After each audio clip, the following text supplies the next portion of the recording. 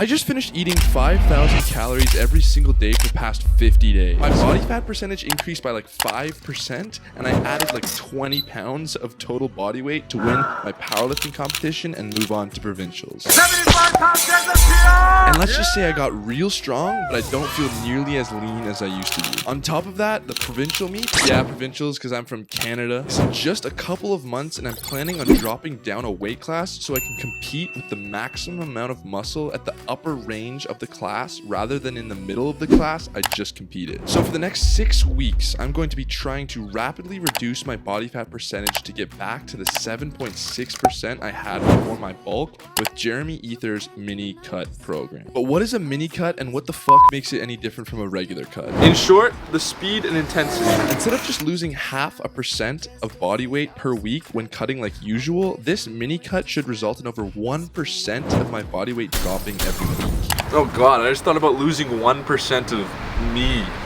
Ugh. That's roughly a loss of 2 to 3 pounds a week compared to the typical 1. But why this intense cutting technique and not just play it safe? Well, to be frank, that's just not who I am. But really, because when I was bulking, I had to force feed eggs, rice, steak, and chicken down my gullet every single day. Typically, when people cut, they are already quite overweight, and experts are trying to change their bad underlying eating habits. This is best done with slow and moderate changes to their diet that result in slower losses in body fat. But sustainable ones. My case is fundamentally different. So what's the end goal? For my powerlifting competition, I have to get down to 205 pounds or 93 kilos for you non-Americans out there, meaning I need to lose about 10 to 15 pounds. So how am I going to do that? The plan is to continue lifting weights 4 times a week with light cardio at the end, like Jeremy Ether does, and additional plyometric work on days in between to really get the heart pumping. Oh my goodness, how you feeling?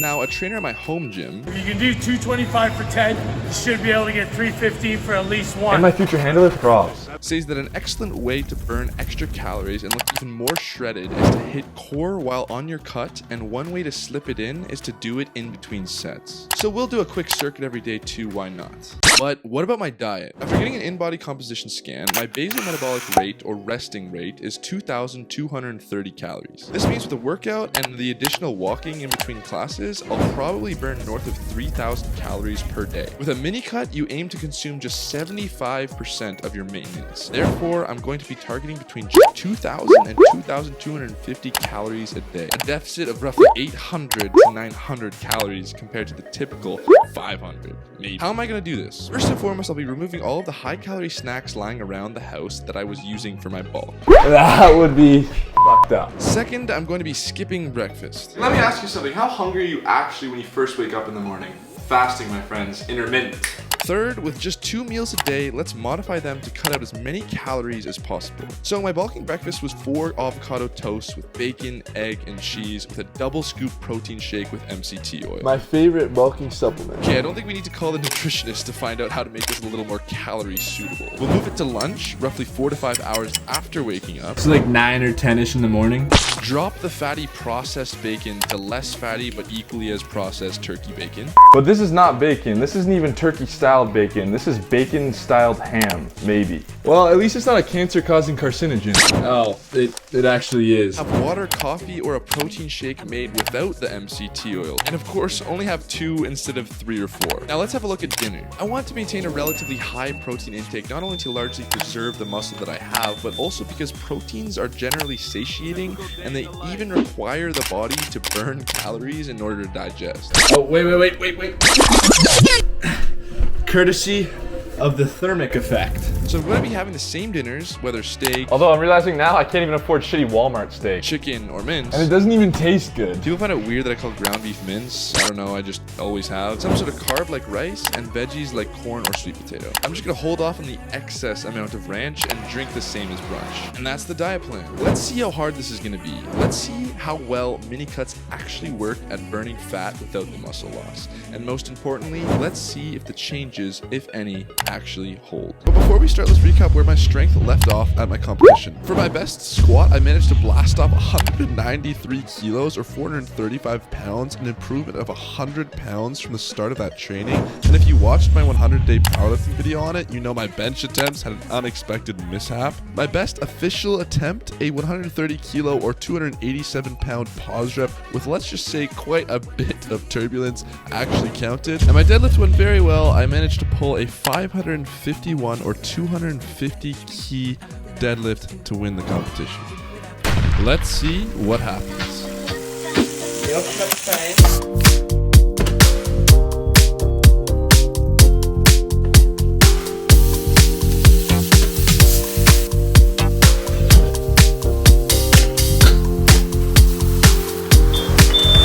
Typical day in the life.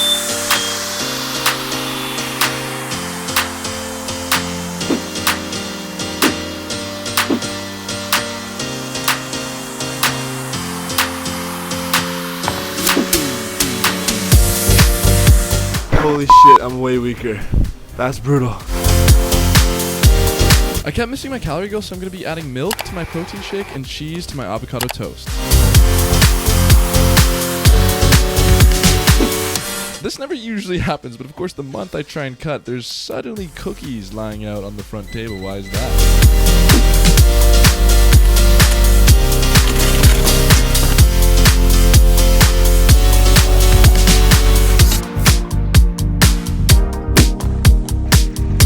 Had to, of course, have a cheat meal on my birthday, but right after that, it was right back to it.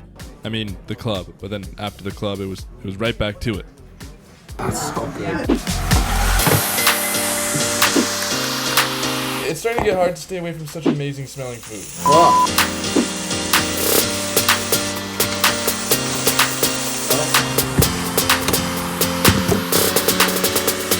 I just fucking sprayed my phone.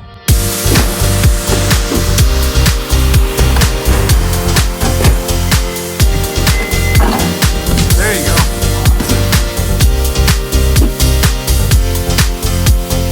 Finally done the cut. All that I know is we'll get older, older. So let us dance this night away.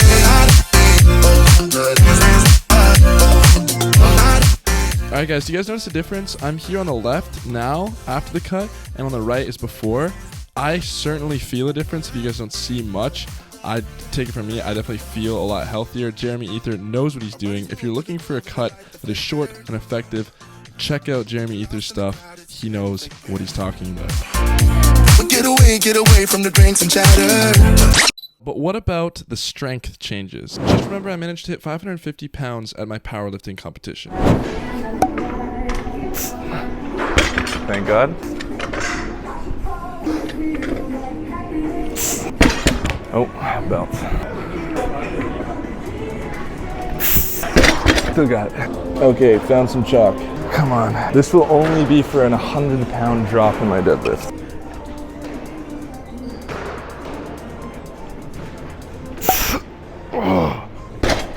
I guess getting chalk on my camera was worth it. Squat was 430. I'm not excited for this. Alright, 2 plates, let's go. Only a little hungover. Oh God. Why is that so hard? Uh-oh. Let's do this.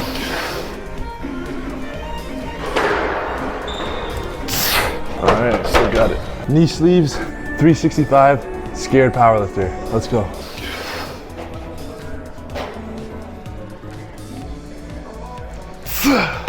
Y'all think I can go higher? Dude, I haven't squatted in like a month.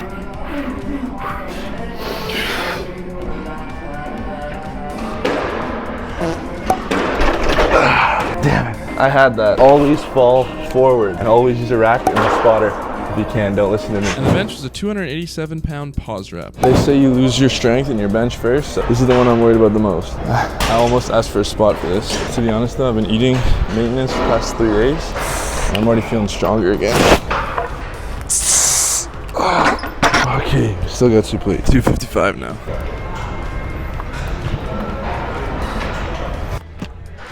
Easy. Okay, so from the shittiest 320 you've ever seen in your life to a proper 275 to a powerlifting approved 280 to a post cut 265.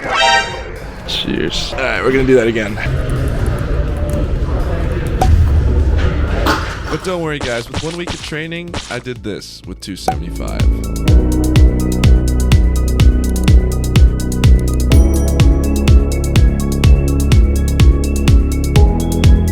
So, you know.